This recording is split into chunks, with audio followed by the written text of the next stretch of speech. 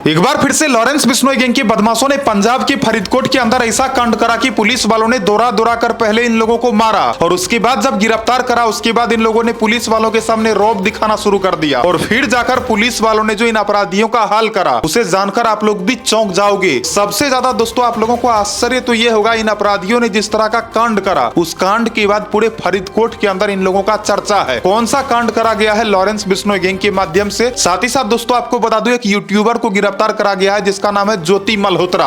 यहाँ पर आप देख सकते हो दोस्तों ये जो खूबसूरत लड़की आपको दिख रही है भारत के अंदर रहकर पाकिस्तानियों के लिए जासूसी करने का काम करती थी और अब जाकर इसे गिरफ्तार करा गया है और इसके ऊपर देशद्रोह का आरोप लगा है। सारे बातों का चर्चा बारीकी से करेंगे, आपको हम बताएंगे कौन है ज्योति मल्होत्रा और किस तरह से पाकिस्तानी आतंकियों के साथ इसका कनेक्शन निकलकर सामने आया। और आपको बता दूं लॉरेंस बिश्नोई गैंग ने इस बार पंजाब के अंदर जो कांड करा है वो कांड का चर्चा पूरे देश भर में होने लगा। सारे बातों का चर्चा आपके सामने हम बारीकी से करेंगे, लेकिन इससे पहले आप सबको नमस्कार, प्रणाम, आदाब, सत श्री अकाल, जय श्री महाकाल दोस्तों।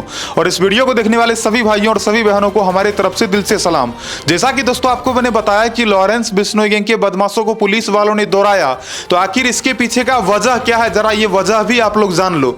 आपको बता दूं हाल ही में फरीदकोट पुलिस ने 3 अपराधियों को गिरफ्तार करी। एक अपराधी को इतना ज्यादा मार लगा कि वो पुलिस वालों के सामने बैठ भी नहीं पा रहा था।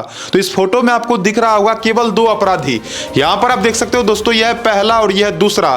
साथ ही साथ आपको बता दूं तीसरा जो अपराधी है, तीसरा अपराधी को अच्छे से पिटाई लगा जिस वजह से वो बेड पर लेटा हुआ था, तो उसका फोटो आपको दिख नहीं रहा होगा।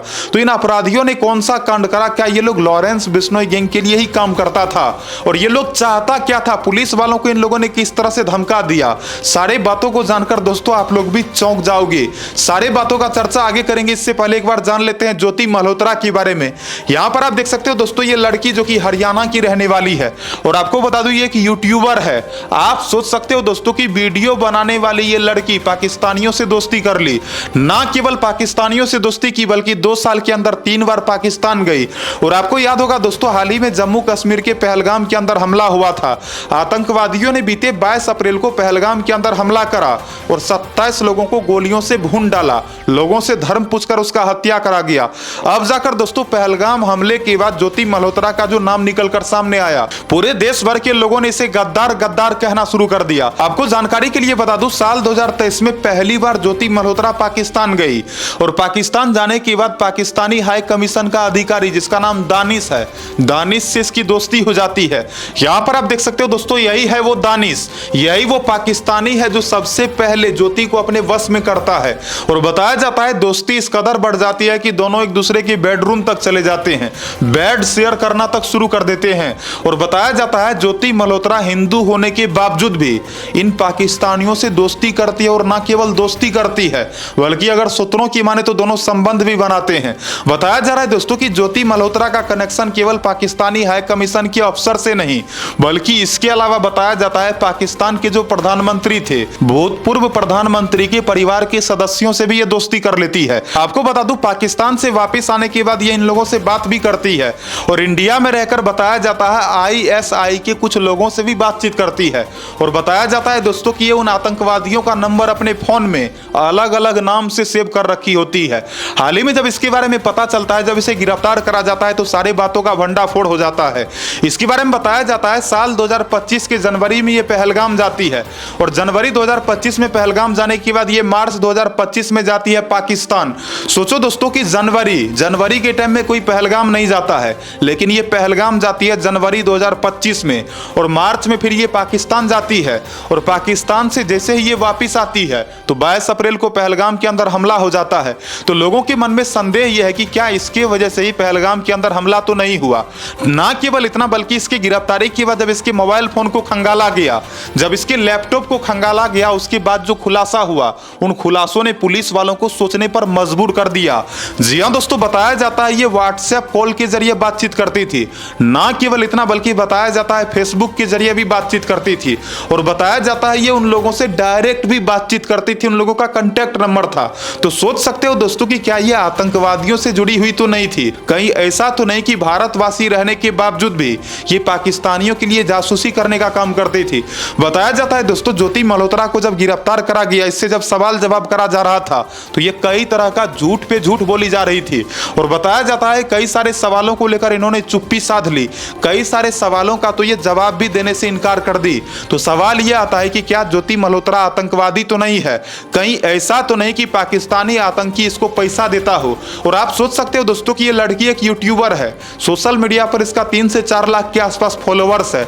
आप सोचो दोस्तों कि जिस लड़की के पास 3 से 4 लाख केवल फॉलोवर हो और कोई सोशल मीडिया पर ज्यादा ये फेमस भी नहीं है, और आप सोचो कि ये पाकिस्तान 2 साल में 3-3 बार घूमने जाती है, ना केवल इतना बल्कि भारत के अलग अलग जगहों पर जाकर ये टूर करती थी।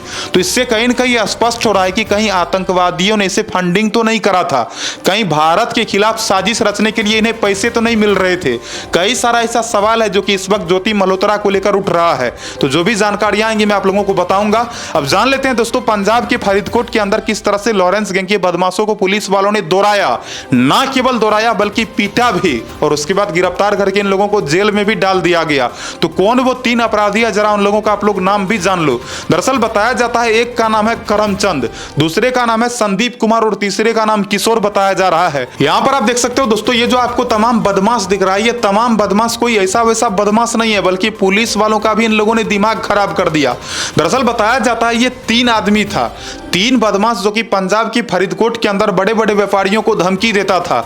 और बताया जाता है ये धमकी देने के बाद उन लोगों से ये भी कहता था कि अगर तुम लोगों ने पुलिस वालों से कुछ भी कहा तो तुम लोगों को गोली मार दूंगा और तुम्हारे परिवार वालों को भी उड़ा दूंगा। दरअसल बताया जाता है बीते 16 मई की ये घटना है। 16 मई को बताया जाता है ललित सिंगला नाम के एक व्यक्ति को ये लोग कॉल लगाता है।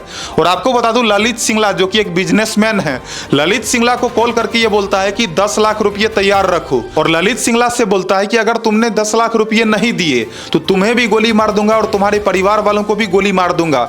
जिसके बाद ललित सिंगला बहुत ज्यादा डर जाते हैं और ललित सिंगला बोलते हैं कि भाई तुम मुझे क्यों धमका रहे हो, मैंने तुम्हारा ऐसा क्या बिगाड़ दिया। उसके बाद ये बोलता है कि अगर गलती से भी तुम लोगों ने पुलिस वालों को सूचना दे दिया तब तो जल्दी ही मरने को तैयार रहना। इस तरह का धमकी देने के बाद बताया जाता है ये लोग कॉल कट कर देता है। और उसके बाद बताया जाता है और भी अलग अलग नंबरों से उसे ये लोग कॉल करता है। उसके बाद बताया जाता है ललित सिंगला बहुत ही डरे सहमे हालत में फरीदकोट थाना जाते हैं और फरीदकोट पुलिस के सामने जब वो एफआईआर दर्ज करवाते हैं, पुलिस वालों से जब कहा जाता है कि लॉरेंस बिश्नोई गैंग का बदमाश उसे धमका रहा है, उसके बाद पुलिस वाले भी पूरी तरह से जांच में जुट जाते हैं। और बाद में बताया जाता है फरीदकोट पुलिस के द्वारा एक टीम का गठन करा जाता है और उसके बाद टेक्निकल इनपुट और ह्यूमन इंटेलिजेंस के आधार पर सर्च अभियान शुरू कर दिया जाता है। 18 मई को पुलिस वालों के सामने एफआईआर दर्ज करवाया जाता है और 18 मई को ही आखिरकार इन अपराधियों को भी दबोच लिया जाता है। अब किस तरह से इन लोगों को गिरफ्तार करा जाता है जरा ये कहानी भी आप लोग जान लो। बताया जाता है पुलिस वाले जब उसी नंबर से इन लोगों को कॉल बैक करते हैं जिस नंबर के जरिए इन अपराधियों ने उसे धमकाया था, उसी नंबर के द्वारा जब इसे कॉल बैक करा जाता है तो इन तीनों अपराधियों को लगता है कि रुपया देने के लिए फोन किया गया है। तीनों अपराधियों में से एक अपराधी बोलता है कि बता भाई कहां पर रुपया लेकर आ रहे हो। तो आपको बता दूं कॉल पर तो पुलिस वाले थे, एक पुलिस वाले बोलते हैं कि भाई तू कहां पर रुपया लेना चाहता है ये बता दे। और आपको बता दूं इन लोगों ने पुलिस वालों को लोकेशन बताया। जैसे ही पुलिस वालों को लोकेशन का पता चलता है पुलिस वाले आखिरकार उन लोगों के लोकेशन पर पहुंच जाते हैं। जब तीनों अपराधियों को लगता है कि पुलिस वाले आ चुके हैं, उसके बाद तीनों भागने के फिराक में होता है। और आपको बता दो दोस्तों तीनों भागने का प्रयास तो करता है लेकिन फरीदकोट पुलिस इन लोगों को दौड़ा दौड़ा कर पकड़ लेती है। ना केवल पकड़ती है बल्कि इन लोगों का अच्छे से कुटाई भी होता है। यहाँ पर आप देख सकते हो दोस्तों इस अपराधी के पैर में कितना ज्यादा चोट लगा हुआ है और एक तीसरा जो अपराधी है उसे तो इतने अच्छे से पिटाई लगता है कि वो बेड पर रेस्ट कर रहा है। तो फिलहाल आपको बता दूं तीनों अपराधियों को गिरफ्तार करा गया है और तीनों अपराधियों से जब पूछताछ करा गया तो पूछताछ के बाद और भी कई सारा खुलासा हुआ। जी हां दोस्तों बताया जाता है जिस मोबाइल फोन के जरिए ये लोग लोगों को धमकाता था, बड़े बड़े व्यापारियों से फिरौती वसूलने का दुस्साहस करता था, उस मोबाइल फोन के बारे में इन लोगों ने बताया कि ये लोग चोरी करके ही वो मोबाइल फोन लाया था। जी हां दोस्तों बताया जाता है ये तीनों बंदा बठिंडा के एक व्यक्ति को धमकाया था। इन लोगों ने बताया कि बठिंडा से एक मोबाइल फोन ये लोग चोरी करके लाया था और उसी मोबाइल फोन के जरिए ये लोगों को धमकाने का काम करता था। इन लोगों ने बताया कि लोगों का जो पोस्टर लगा होता था, जिस पोस्टर पर लोगों का कांटेक्ट नंबर होता था, पोस्टर से फ्लैक्स से ये लोग मोबाइल नंबर लेकर लोगों को धमकाने का काम करता था। ना केवल धमकाता था बल्कि बताया जाता है पोस्टर के जरिए मोबाइल नंबर लेता और उस व्यक्ति के दुकान के सामने जाकर वो क्या कर रहा होता था उसका पूरा का पूरा वर्तमान का आता पता ये लोग बताता था। बोलता था कि तू अपने दुकान में देख अभी कपड़ा निकाल रहा है, तो तू अपने दुकान में अभी खड़ा है, तो अपने दुकान में अभी बैठा है। पूरा का पूरा गतिविधि ये लोग जब लोगों को बताता तो लोगों को भी डर हो जाता था।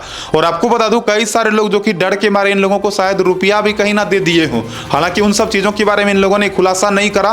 तो आखिरकार दोस्तों इन तीनों अपराधियों को गिरफ्तार करा गया और गिरफ्तारी के बाद फिलहाल इन लोगों को जेल भेज दिया गया है। अब पुलिस वाले ये जांच पड़ताल में जुटे हुए हैं कि इन लोगों का कनेक्शन सच में लॉरेंस गैंग के साथ है या फिर नहीं है।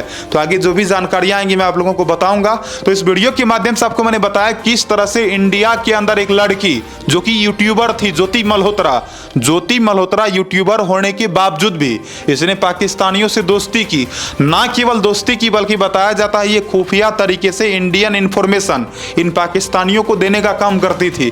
फिलहाल कहा जा रहा है कि ज्योति मल्होत्रा को 5 दिन की पुलिस रिमांड पर लिया गया है और इससे पूछताछ करा जाएगा। और भी कई सारा ऐसा सवाल है जिन सवालों का जवाब आना अभी बाकी है। तो आशा करता हूं इस वीडियो के माध्यम से आपको नई नई जानकारियां मिली होंगी। अपना ध्यान रखें, अपने परिवार वालों का ध्यान रखें। पर्सनली मैं कभी भी किसी भी अपराधी का समर्थन नहीं करता, आपसे भी कहूंगा आप लोग भी मत करना। बाकी आप जो भी कहना चाहते हो कमेंट करके बताना। जय हिंद, राम राम सारे भाइयों को। अगर आप इस चैनल पर नए हो तो चैनल को सब्सक्राइब कर लेना और वीडियो को अपने दोस्तों से भी शेयर जरूर करना। जय हिंद।